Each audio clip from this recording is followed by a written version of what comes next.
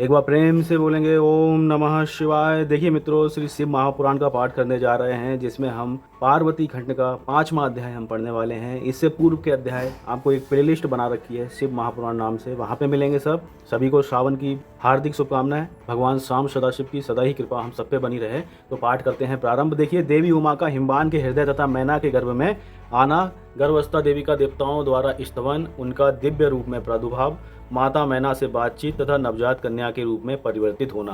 ब्रह्मा जी कहते हैं, नारद तदनंतर मैना और हिमालय आदर पूर्वक देव कार्य की सिद्धि के लिए कन्या प्राप्ति के हेतु वहाँ जगत जननी भगवती उमा का चिंतन करने लगे। जो प्रसन्न होने पर संपूर्ण अभीष्ट वस्तुओं को देने वाली है, वे महेश्वरी उमा अपने पूर्ण अंश से गिरिराज हिमवान के चित्त में प्रविष्ट हुई। इससे उनके शरीर में अपूर्ण एवं सुंदर प्रभा उतर आई। वे आनंद मग्न हो अत्यंत प्रकाशित होने लगीं। उस अद्भुत तेजो राशि से संपन्न महामना हिमालय अग्नि के समान अदृश्य हो गए थे। तत्पश्चात सुंदर कल्याणकारी समय में गिरिराज हिमालय ने अपनी प्रिया मैना के उदर में शिवा के उस परिपूर्ण अंश का आदान किया। इस तरह गिरिराज की पत्नी मैना ने हिमवान के हृदय में विराजमान करुणा निदान देवी की कृपा से सुखपूर्वक गर्भ धारण किया। संपूर्ण जगत की निवास भूता देवी के गर्भ में आने से गिरि प्रिया मैना सदा तेजोमंडल के बीच में स्थित होकर अधिक शोभा पाने लगी। अपनी प्रिया सुहांगी मैना को देखकर गिरिराज हिमवान बड़ी प्रसन्नता का अनुभव करने लगे। गर्भ में जगदम्बा के आ जाने से वे महान तेज से संपन्न हो गई थीं।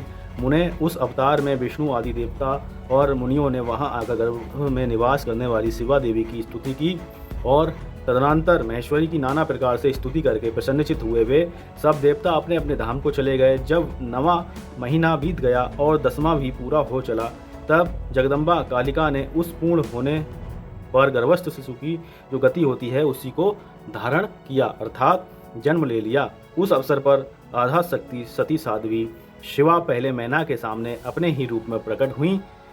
बसंत ऋतु में चैत्र मास की 9वीं तिथि को मृगशिरा नक्षत्र में आधी रात के समय चंद्रमंडल से आकाशगंगा की भांति मैना के उदर से देवी शिवा का अपने ही स्वरूप में प्रादुर्भाव हुआ।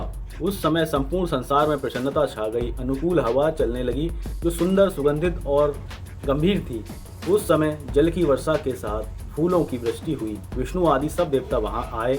सब ने सुखी होकर प्रसन्नता के साथ जगदम्बा के दर्शन किए और शिवलोक में निवास करने वाली दिव्य रूपा महामाया शिव कामनी मंगलमयी कालिका माता का स्तवन किया। नारद जब देवता लोग स्तुति करके चले गए, तब मैना का उस समय प्रकट हुई नील कमल दल के समान कांति वाली श्याम वर्ण देवी को देखकर अतिशय आनंद का अनुभव करने लगी।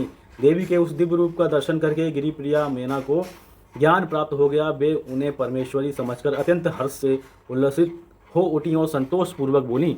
मैना ने कहा, जगदम्बे महेश्वरी, आपने बड़ी कृपा की जो मेरे सामने प्रकट हुई।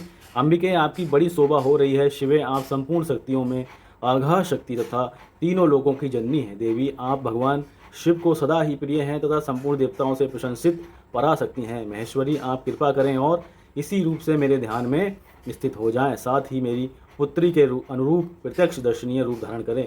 ब्रह्मा जी कहते हैं, नारद पर्वत पत्नी मैना की यह बात सुनकर अत्यंत प्रसन्न हुई। शिवा देवी ने उस गिरि प्रिया को इस प्रकार उत्तर दिया। देवी बोली, मैना, तुमने तत्परता पूर्वक मेरी बड़ी सेवा की है। उस समय तुम्हारी भक्ति से प्रसन्न हो मैं वर देने के लिए तुम्हारे निकट आई। वर मांगो। मेरी इस वाणी को सुनकर तुमने जो वर मांगा वह इस प्रकार है, महादेवी, आप मेरी पुत्री हो जाएं और देवताओं का हित साधन करें।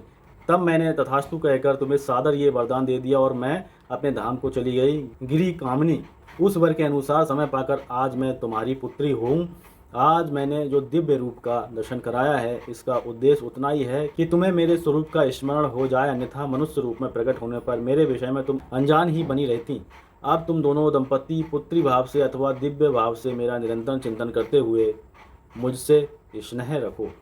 इससे मेरी उत्तम गति प्राप्त होगी।